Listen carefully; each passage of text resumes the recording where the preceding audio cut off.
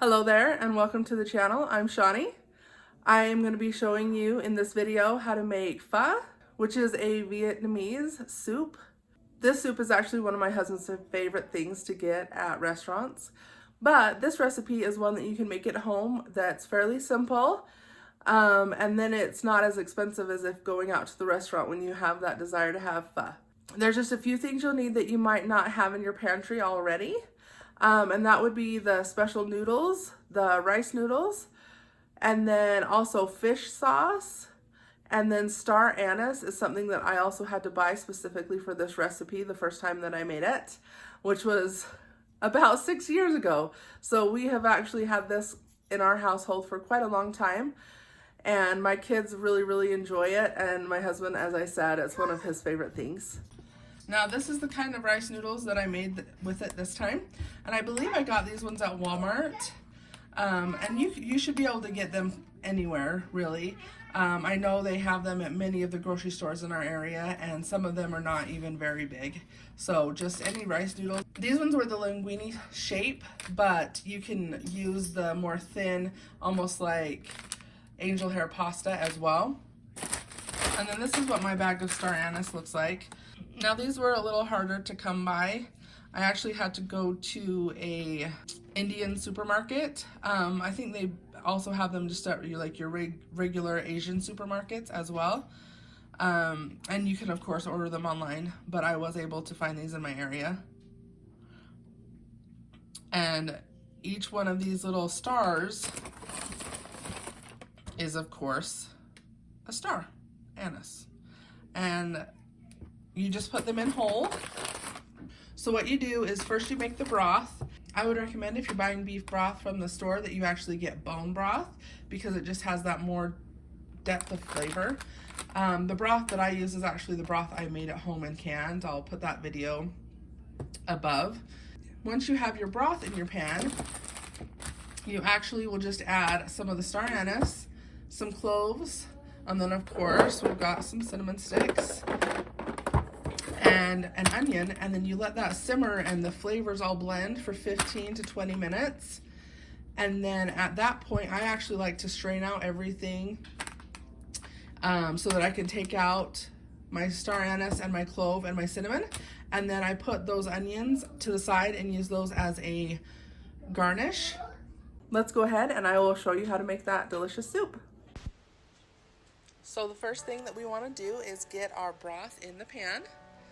Now this bone broth is one that I have canned myself from the beef that we got this year.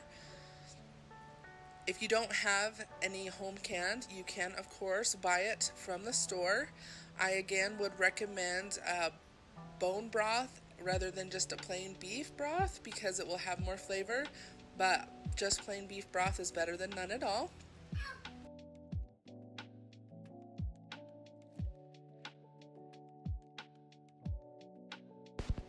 We are also going to be putting in the same amount of water as we did broth. Since we're going to be simmering for 15 to 20 minutes, the liquid in our pan is going to go down a lot. And if we put in some water, we will actually be boiling off water and not as much of the broth. Now we will add our thinly sliced onion, and then also the rest of our seasonings, which is going to be our star anise, and I do 6 to 8. And then I also do 4 to 5 of the clove. And you want to remember how many you put in. And I do 3 cinnamon sticks, because the cinnamon sticks, clove, and anise are all going to be scooped out later, and I like to count to make sure that I get them all out. I add 2 tablespoons of minced ginger, and then I give it a really good stir. And then at this point you're ready for your fish sauce, and I put in 1 tablespoon, and then again I mix that in there, and then we are ready to simmer for 15 to 20 minutes. Now while the soup simmers, you're going to want to get your rice noodles all ready to go. I like to bring my water that I'm putting them in up to a boil. Then I just put in my noodles and mix them up to make sure they don't stick together. Turn off the heat and move the pot to the back burner. And then at that point, They are ready to go when it's time to eat your soup, and they don't stick together as much because they are soaking in that water. Now, one of my favorite garnishes for pho is basil. If you can find Thai basil, I would use that. I couldn't find it this time, so I'm just using regular basil.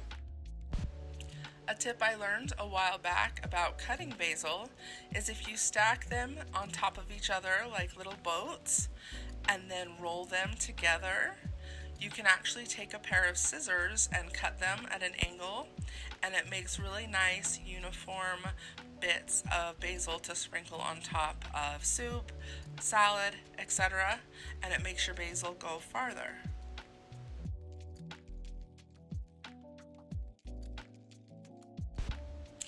Now, as I said, once your 15 to 20 minutes of simmering is up, I like to scoop out all of those big pieces of flavor, and I will separate out the cinnamon sticks, the star anise, and the clove, and make sure I have all of them. They actually get pretty soft when you boil them for that long, so if you ended up getting some in your soup and biting it, it wouldn't hurt your teeth or anything. My husband actually really likes finding a piece of clove in his soup, but I like to take them out because the kids do not like to find pieces in their soup. And as I said, I like to separate them so I can count them, and then I also like to leave that pile of onions out because that is a garnish that I let people put on their soup if they would like it. Now, the traditional way to put your meat for pho is you actually put it in your bowl with your noodles, and then you put the boiling broth on top, and then you let that cook it in your bowl. I like my meat and the kids' meat done a little more than that. So I actually put it on a spoon and let it sit in the broth for a bit, and then put it in the bowl, top it with my noodles, and then I will pour that hot broth on top, and it will cook it even further. My husband, on the other hand, likes to do it the traditional way and just put his raw meat right in his bowl and pour the hot broth on top of it to cook it just that amount. But the kids and I will always cook it a little bit in that hot water first. Now, once you have your bowl of soup, you're going to want to put on whatever toppings that you would like. The kids and I always put basil and then sprouts. I prefer to use bean sprouts, but we only could find the alfalfa sprouts this time, and they actually worked really well. They're just not as big. And then my favorite topping is the hosin sauce. This might be something else that you will have to buy specifically for this recipe, but it works well with other things as well. My husband likes to put Sriracha on his, but I do not, and neither do the children. Thank you so much for watching. I hope you try and enjoy this recipe, and we will see you next time.